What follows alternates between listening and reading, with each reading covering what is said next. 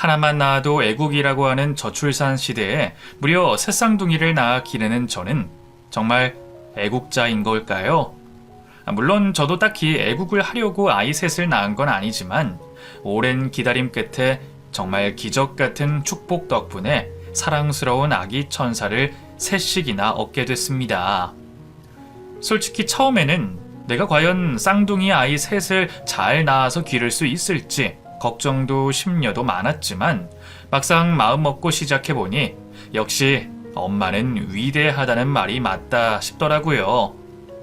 덕분에 열심히 하던 일까지 그만둬야 했고 빛나고 멋졌던 시절은 지나 이제는 아이들 돌보느라 헝클어진 머리며 매일 몸에 파스 냄새가 지워질 날이 없지만 그렇게 힘든 만큼 행복도 3배인 듯 합니다. 이런 저도 한때는 내 커리어, 내 인생이 무엇보다 중요하다 싶었을 때가 있었어요. 그래서 결혼도 별로 생각이 없었고 그때는 제가 결혼해서 새쌍둥이를 낳아서 기를 줄도 몰랐죠. 아마 남편을 만나지 않았더라면 저는 아직까지도 골든미스로 살고 있었을지 모르겠습니다. 하지만 엄마가 되고 보니 저는 지금의 행복을 잃고 싶지가 않네요. 물론 각자 생각하는 행복과 기대는 다르겠지만 두 가지 모두 겪어본 저로서는 지금에 만족한다는 얘기죠. 워킹맘이나 전업주부나 둘 다 나름의 고충이 있다는 걸 누구보다 잘 알기 때문에 저는 어느 쪽 편도 들 수 없네요. 그런데 가끔 전업주부는 그냥 놀고 먹는 줄 알고 무시하려는 사람들이 있더라고요. 그것도 하물며 같은 여자, 며느리 입장이면서 말이죠. 저한테도 멀지 않은 곳에 그랬던 사람이 있어서 오늘 그 이야기를 한번 전해볼까 합니다. 제가 보내는 사연 덕분에 많은 아이 엄마들이 힘을 얻으시길 바라며 이야기를 시작해 볼게요. 그리 넉넉할 것 없이 평범한 가정에서 3남매 중 둘째로 자랐던 저는 자기 밥그릇은 자기가 지켜야 한다는 걸 빨리 깨달은 편이었어요. 부모님은 저희를 사랑하시지만 사랑만으로는 모든 것을 해주시지 못했고 하고 싶은 걸 누리기 위해서는 노력이 필요하다는 걸 저는 일찍 깨우쳐야 했어요. 여유 없는 집안에서 태어난 내가 원하는 걸 얻기 위해서는 성공을 해야겠다 생각했습니다. 성공의 방향이야 무척 많겠지만 그 시절 제게 성공은 좋은 대학 간판과 좋은 회사였어요.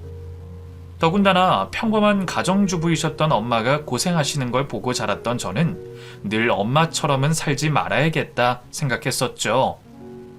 자식 셋을 키우느라 늘 궁핍하게 사는 엄마의 모습이 제 눈에는 힘들어 보였거든요. 엄마도 한때는 꿈 많던 소녀였다는데 아버지와 결혼해서 자식들 키우며 사는 엄마의 모습은 늘 지치고 피곤해 보였습니다. 가끔 결혼을 하지 않았더라면 뭘 하고 있었을까 상상하는 엄마의 모습에 어린 저는 큰 충격을 받았던 것 같아요. 결혼이 엄마의 꿈과 인생을 꺾었다는 생각에 저는 엄마처럼 결혼을 해서 고생하지 않고 멋지게 제 인생을 살겠다고 다짐했습니다. 그렇게 저는 혼자 힘으로 열심히 공부했고 제가 할 수 있는 한 최선을 다하며 살았어요.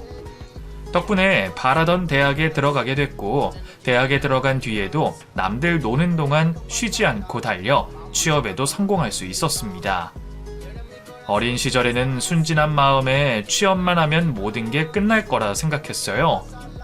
그동안 열심히 공부했고 노력했으니 취업만 하면 행복해질 수 있을 거라 생각했죠. 하지만 취업은 또 하나의 고비일 뿐이었습니다. 먹고 살기 위해 출퇴근을 해야 했고 회사에는 제가 꿀 수 있는 꿈 같은 건 없었죠. 그런 탓에 막상 취업을 하고서는 잠시 권태기가 왔던 것도 같아요. 이게 정말 내가 원했던 일인지 살고 싶었던 인생이었는지 의문이 들었던 거죠. 하지만 그제 와서 갑자기 다른 삶을 고민해볼 만한 여력은 제게 없었고 저는 지치지 않기 위해 일에 흥미를 붙일 수밖에 없었습니다. 삶의 의미를 모르겠다면 의미를 제가 만들어가면 되는 거라 생각했거든요. 그렇게 저는 제가 맡은 일을 열심히 해가기 시작했어요. 누가 알아주는 사람 하나 없고 남들은 같은 월급 받아가면서 괜히 미련을 떤다고 욕할지라도 제가 버티기 위해서 열심히 일을 했던 거였죠. 그렇게 하다 보니 어느 순간부터는 저도 모르게 정말 일을 즐기고 있게 되더라고요. 그렇게 저는 일에 빠져 살게 됐습니다. 아침 식사 챙길 틈도 없이 바쁘게 출근 준비를 하고 야근에 지쳐 쓰러져 잠이 드는 매일을 살면서 저는 그 삶이 제가 꿈꾸던 멋진 커리어 우먼의 삶이라 생각했습니다. 이렇게 아등바등 바쁘게 사는 인생이니까 엄마가 살던 밋밋하고 우울해 보이던 가정주부의 삶과는 무척 다를 거라 자신하고 있었어요. 그 인생이 좋은 줄만 알았던 저는 일에 빠져서 결혼 생각도 없이 지냈습니다. 다른 친구들은 적당히 맞춰 선을 보고 연애 결혼을 해서 시집을 가는 동안 저는 매주 남의 결혼식에 축의금만 던지며 30이 넘도록 혼자 지내고 있었죠. 그러다 30이 넘어서야 남편을 만나게 됐습니다. 건너 지인의 소개로 만나게 된 동갑내기 남편은 저와는 비슷한 듯 많이 다른 사람이었어요. 저는 일밖에 모르고 시간에 쫓겨 사는 사람이었지만 남편은 바쁜 삶 속에서도 여유를 찾고 싶어 하는 사람이었죠. 저는 성격이 예민하고 모난 데 비해서 남편은 둥글둥글하고 원만한 사람이었습니다. 보통 사람들은 서로 비슷한 사람끼리 끌린다고 하던데 이상하게 저와 남편은 정반대의 성향에 끌렸네요. 어쩌면 그전까지는 연애 생각도 없이 평생 비혼으로 살려고 했던 제가 남편을 만나고서는 완전히 생각이 바뀌어버렸어요. 늘 마감과 효율을 신경 쓰느라 손해보기 싫어하고 급급하게 살던 제가 그 사람이랑 있으면 아무 일 하지 않고 가만히 멍 때리는 시간도 좋았고 조금 손해보고 둘러가더라도 같이 발맞춰 가고 싶어지더라고요. 저도 왜 그런진 모르겠지만 남편을 만나면서 제 세상이 달라진 기분이었어요. 그제서야 처음으로 결혼을 하고 싶다는 생각이 들었던 저는 33세 나이에 지금의 남편과 결혼을 결심하게 됐습니다. 남편은 밑으로 6살 어린 동생이 하나 있는 집안의 장남이었어요. 평생 농사지어 두 아들을 기르신 시부모님은 순박한 시골 분들이시라 남편만큼이나 아량 넓고 따뜻하신 분이셨고 제가 늦은 나이에 시집 온 것으로도 별 말이 없으신 분들이셨어요. 덕분에 저희는 집안에 큰 반대 없이 결혼을 할 수 있었고 남편과 저는 남들보다 늦은 나이에 결혼식을 올리게 됐습니다. 그나마 나이가 지나서 결혼을 한 장점이 있긴 있었는지 남편이나 저나 모은 돈이 충분히 있었고 저희는 집안에 손 벌리는 일 없이 결혼을 하게 됐어요. 그렇게 저희는 매매로 서울에 신혼집을 마련해 행복한 신혼을 시작하게 됐습니다. 시골에 계신 시부모님은 아들 둘 키워놓고 크게 걱정하시는 분들도 아니셨고 며느리에게 바라시는 게 많으신 분들도 아니셨어요. 자라서 떠난 자식들은 각자 자기 모양대로 살기 마련이라며 니들 알아서 예쁘게 살라고 덕담이나 해주시는 감사한 시부모님이셨죠.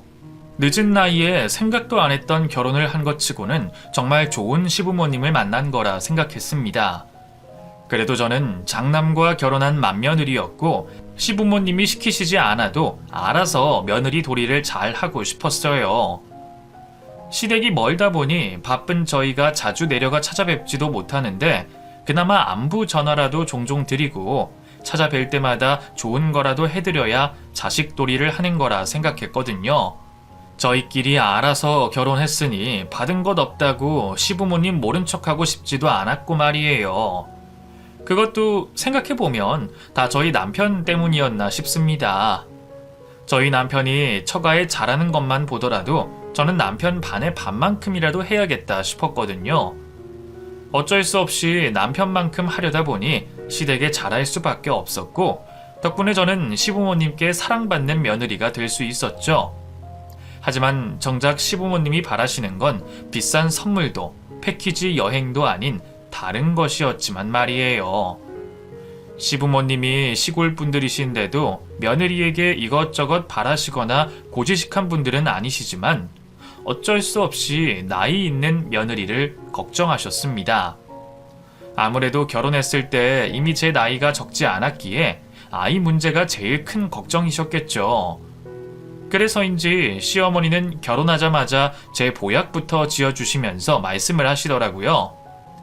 부담 주려고 그러는 건 아니지만 너도 창석이도 나이가 있으니 하루빨리 좋은 소식이 들리면 좋겠구나.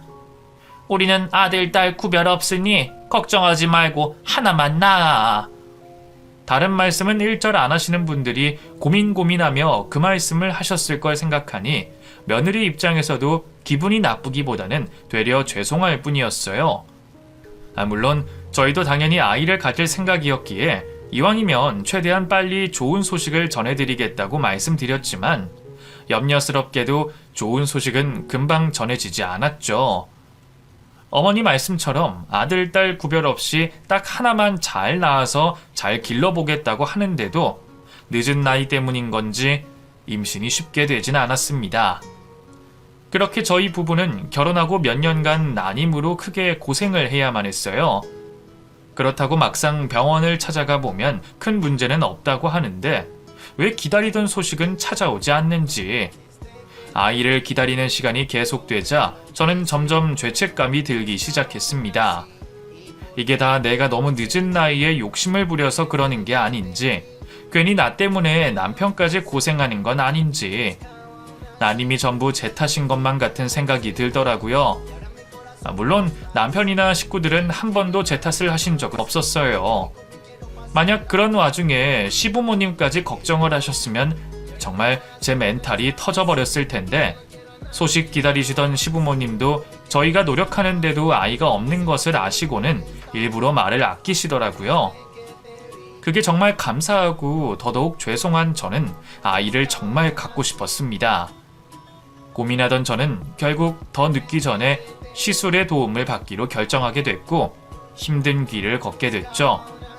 듣기만 했던 것과 달리 직접 경험해본 인공수정 시술은 정말 쉽지 않더라고요. 매번 시간마다 호르몬제 주사 놓아가며 관리를 하고 그것 때문에 살이 찌고 하루하루 지옥이나 다름없었습니다. 그러면서도 결국 실패를 하고 날 때면 내가 뭐 때문에 이런 짓을 하고 있는 건지 후회스러울 뿐이었죠. 그런 순간에 남편이 없었더라면 아마 저는 진작 다 포기하고 말았을지도 모릅니다. 그렇게 고생하는 저를 보면서 견디기가 힘들었던 건지 남편은 아이 없어도 좋으니 그만 고생하라며 저를 설득하기까지 했었거든요. 하지만 저는 오히려 저를 생각해주는 남편을 보니 더 아이를 가지고 싶더라고요. 결국 그 노력과 마음이 닿았는지 저희는 결혼하고 4년 만에 아이를 갖게 됐습니다. 그것도 무려 새 쌍둥이를 말이에요. 더도 말고 덜도 말고 하나만 성공하기를 바라며 기다렸던 것과 달리 예상치 못한 새 쌍둥이라 당황스럽기도 했지만 저희는 오래 기다린 만큼 행복이 찾아와 준 거라 생각하며 그 행복을 받아들이기로 했어요. 그렇게 저는 새 쌍둥이 임신에 성공했고 저희 집과 시댁에서는 걱정을 곁들인 축하를 보내주셨습니다. 오히려 친정엄마보다 시어머니가 더 저를 걱정하셨죠. 임신해서 좋긴 좋은데 그 새 쌍둥이라니 아가 네가 너무 힘들어지는 거 아닌지 걱정이 되는구나. 괜히 우리 때문에 네가 무리하는 건 아닌가 해서 말이야. 셋을 키우는 것도 그렇지만 품고 낳는 것도 만만치 않을 텐데 내가 옆에서 챙겨주지도 못하고 걱정이다. 괜찮아요 어머니. 저희도 충분히 상의하고 결정했고 어려울 건 알지만 노력해보려고 해요. 저 한번 열심히 해볼게요. 임신이 어렵던 시기부터 이미 아이를 위해서라면 어떤 고생이든 각오하겠다 다짐했던 저희 부부였기에 그렇게 저희는 새 쌍둥이를 낳아보기로 했습니다. 그래서 나름 마음 단단히 먹었다고 생각하곤 있었지만 막상 겪어보게 되는 건 다른 일이었네요. 원래 임신이 그렇게 힘든 건지 저는 임신 초기부터 무척 고생을 해야 했습니다.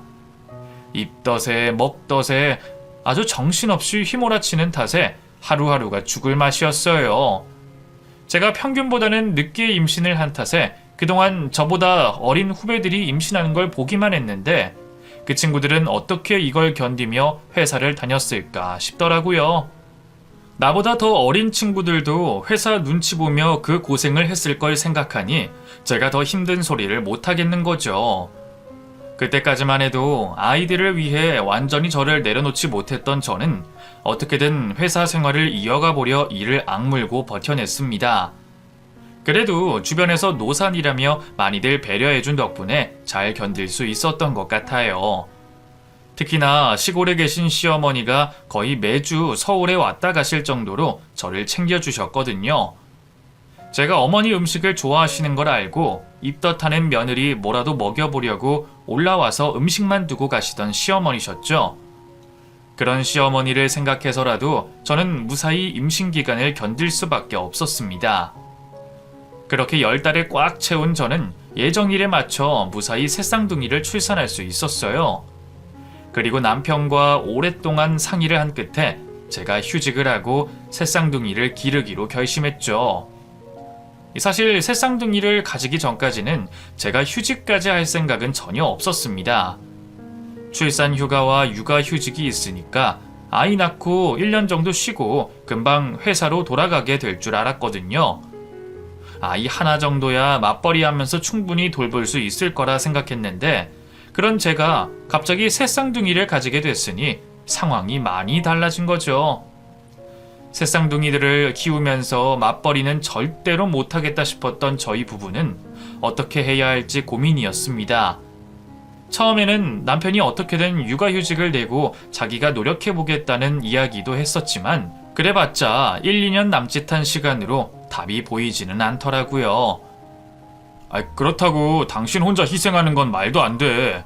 당신이 회사 생활 얼마나 열심히 하는지 누구보다 내가 잘 아는데 그런 당신 일 그만두라는 소리를 어떻게 해. 차라리 내가 잠시 일을 쉬고 이직을 하는 게 낫지. 그러다가 당신 경력 단절되면 그거 가지고 힘들어하는 것도 못 봐 나는. 제가 그동안 누구보다 열심히 일했던 걸 잘 알던 남편은 제가 아이들을 낳고 기르면서 경력이 단절될까 걱정을 했습니다. 집에서 살림하는 여자가 되고 싶지 않았던 처녀 시절 제 생각을 잘 알고 있었으니까요. 저도 처음에는 엄마처럼은 살지 않겠다고 생각하며 어떻게든 회사에서 버텨보려 아등바등 했었죠. 그래서 만삭이 될 때까지 출근을 포기하지 않았는데 막상 출산을 하고 육아휴직 기간 동안 아이들과 있어 보니 생각이 달라지는 겁니다. 저도 새쌍둥이를 포기하지 못할 만큼 아이들을 사랑했지만 정작 아이들과 있는 시간이 그렇게 행복할 줄은 몰랐거든요. 그제서야 저는 엄마가 왜 가족을 위해 희생을 하고 그 고생을 하실 수밖에 없었는지 깨닫게 됐습니다. 자식을 위해 자신을 희생하고 자기 삶을 포기한 엄마가 여자로서 불행한 인생이라고 생각했는데 그게 아니었다는 것을 알게 된 거죠. 어쩌면 엄마도 이 행복을 포기하지 못한 거구나 싶었던 저는 고생길이 훤한 그 길을 감수해 보기로 했습니다. 그렇게 저는 남편의 걱정과 주위의 만류에도 결국 휴직을 하기로 결정했어요. 회사에서는 몇 년이 돼도 기다려주시겠다고 하셨지만 솔직히 당장 1년 뒤에도 상황이 어떻게 될지는 모르는 일이었습니다. 나중에 제가 복직을 할 수 있을지, 그때에도 내 자리가 남아 있을지 확신할 수는 없었지만 저는 지금 당장의 아이들과 저의 행복을 위해 휴직을 결정했습니다. 그렇게 아이들이 돌이 되어갈 무렵 집안에는 또 다른 좋은 소식이 들리게 됐습니다. 그동안 결혼 생각 없이 혼자 지내던 시동생이 집에 결혼하겠다는 소식을 전해왔거든요. 저희도 늦게 결혼한 편이라 사돈난말할 처지는 아니지만 시동생도 30 넘도록 별 말이 없기에 결혼 생각을 접은 줄만 알았어요. 그런데 그랬던 시동생이 언제 연애를 하고 있었는지 저희 부부는 놀랍기만 했죠. 드디어 제게도 동서가 생긴다는 소식에 저는 기뻤습니다. 안 그래도 이제는 저도 아이들 기르느라 시부모님 챙길 여유가 전보다 없어졌는데 며느리가 둘이 되면 시부모님도 걱정이 덜하지 않으실까 싶었거든요. 그리고 무엇보다 시동생이 좋은 사람을 만났다는 게 행복했고요. 그렇게 얼마 뒤 저는 돌이 갓 지난 아이들을 데리고 상견례 자리에 참석하게 됐습니다. 이제 겨우 돌쟁이 아이들을 셋씩이나 데리고 가려니 부담스럽긴 했지만 그렇다고 제가 빠질 수도 없었고 저희 아이들이 아직 얌전한 편이라 괜찮지 않을까 싶었죠. 그런데 제가 새쌍둥이 유모차를 끌고 식당 안으로 들어가는 순간 동서될 사람이 저와 아이들을 경악스러운 표정으로 쳐다보는 겁니다. 마치 저희 새쌍둥이가 징그럽다는 듯이 말이에요. 저와 눈이 마주치자 금방 표정을 지우고 반가운 척을 하긴 했지만 잠시 스친 그 표정을 제가 못 알아챌 리 없었어요.